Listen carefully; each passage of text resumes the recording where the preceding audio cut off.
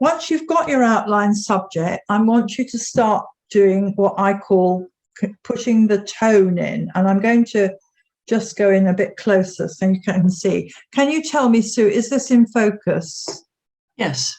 Okay. Now, I'm not going to do it on my drawing because it's not, I don't want to do it on my drawing. But when you look at your shapes on the table, and in your case, Chris, you, like me, you've got a light, which is usually over on the left-hand side of the table. So I would suggest that my spotlight is creating a light patch there on the jug. It's picking up, it's making some little highlights here on this cup. It's also hitting the side of this sugar bowl here and making it light.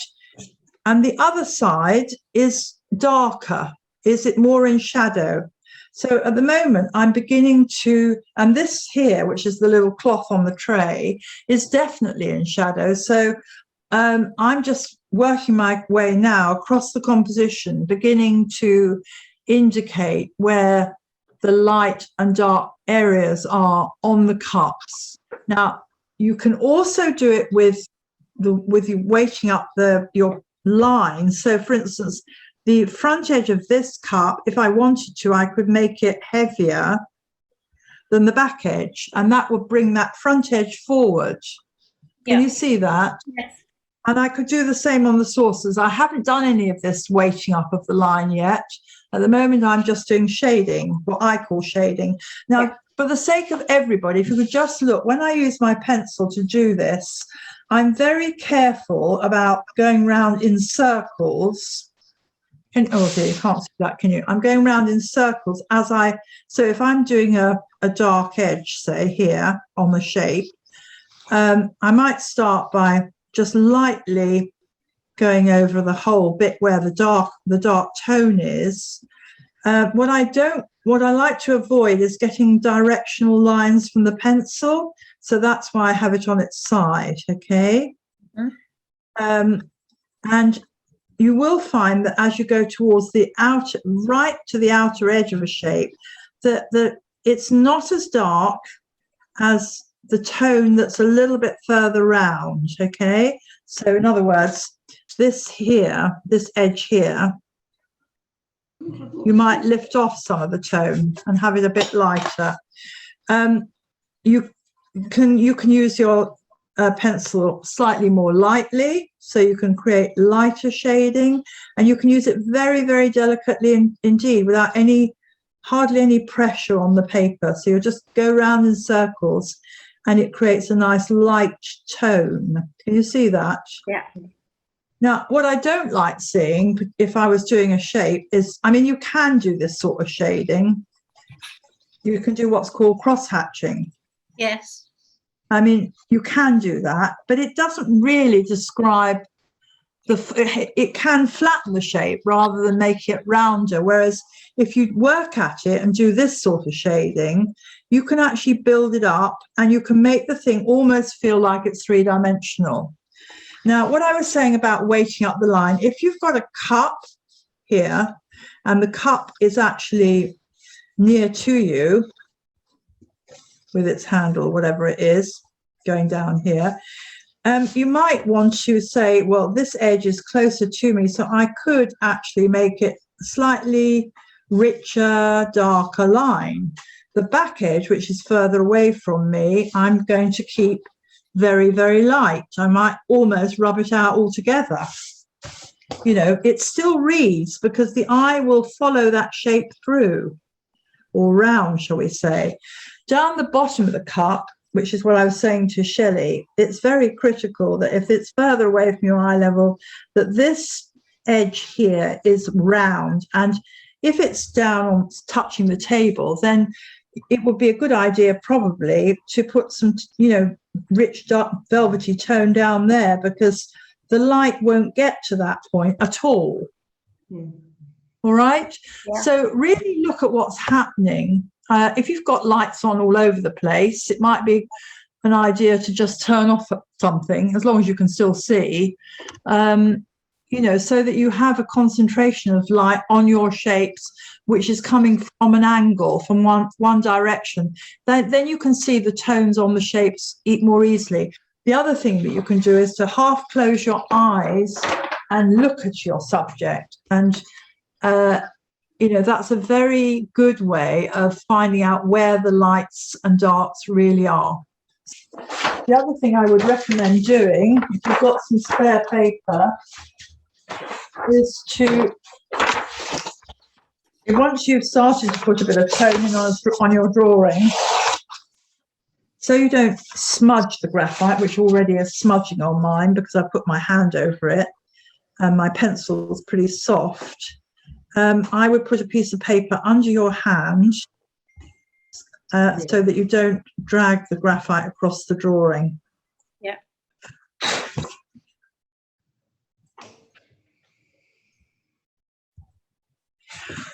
So, i.e., if I want to work on this shape over here, I'm covering my drawing with a piece of paper, so you'll only be able to see the bit that I'm actually working on. Okay? Yeah. Yeah.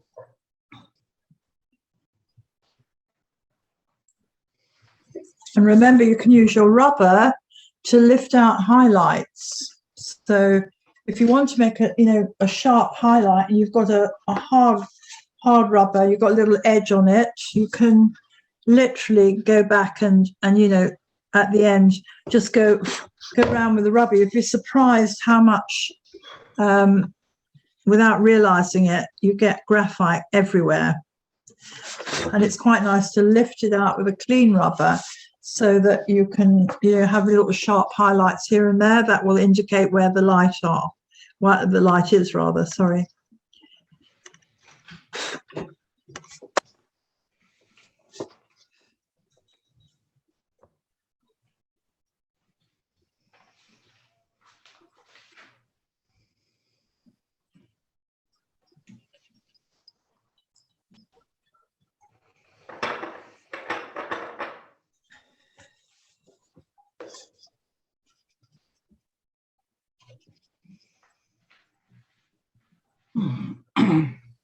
I'm using, by the way, a B pencil, but my B pencil is very soft. Just be conscious of the fact that if you use a soft pencil, it's much easier to do soft gradated shading, whereas with a harder pencil, it's not so easy.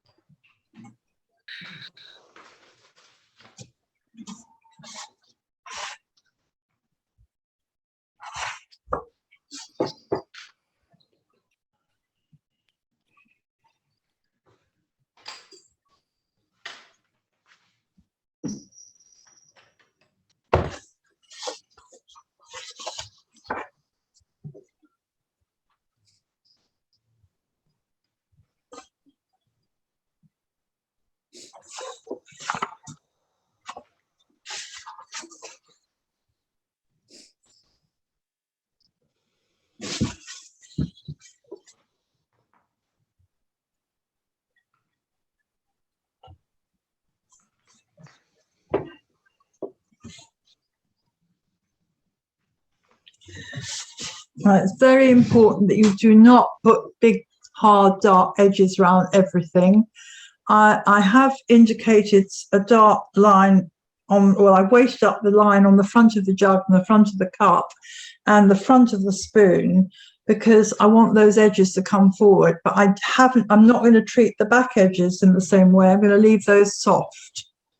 So be aware that you can play around with things optically by doing these funny little tricks.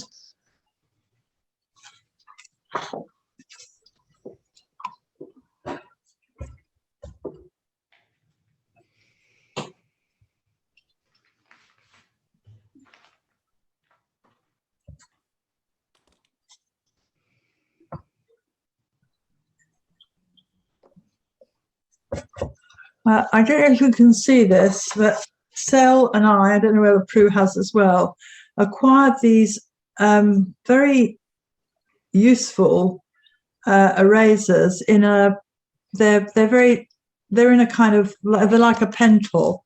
You can see what I'm doing, so that you can extend it like this. You can make it come out or you can push it back, but it gives you a much smaller piece of eraser to use for little shapes. And I've got another one that's even tinier than this. So a big rubber is quite clumsy when you're trying to do little tiny shapes. So which is why I have said to some of my students to get a knife, and if you've got a scalpel or something like a scalpel, you can literally, and I do this from time to time, I'll just do it on here so you can see, I literally cut the edge of the rubber off. So it's absolutely clean. Can you see that? And it also gives it a really sharp edge. So again, it's a good way of you know, I use the rubber to draw with as well as my pencil, you know, like I'm lifting out these little highlights that are sort of sparkling on the cup because of the spotlight, and in other places on the jug and things. I use the edge of a clean rubber because you won't do it if your rubber's grubby or big.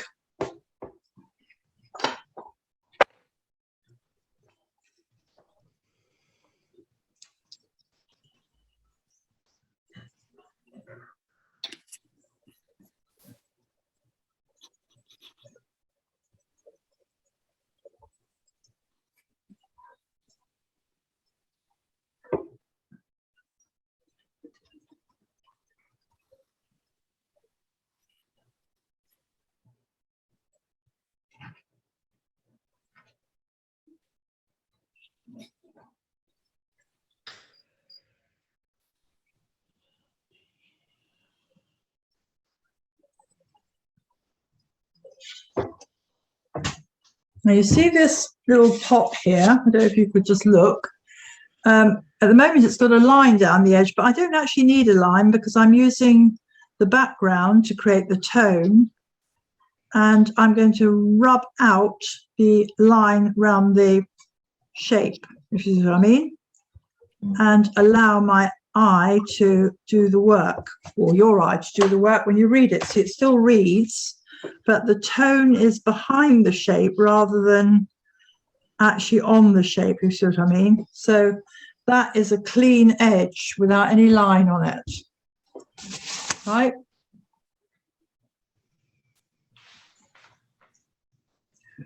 And there are other places I might do it as well. I think as soon as you start putting lines around things, you flatten things. You can flatten the drawing tremendously. So it's good to actually really consider whether or not, if you use a tone in the negative space, or i.e. the space around the shape, it can often be much more effective in helping you to read those forms.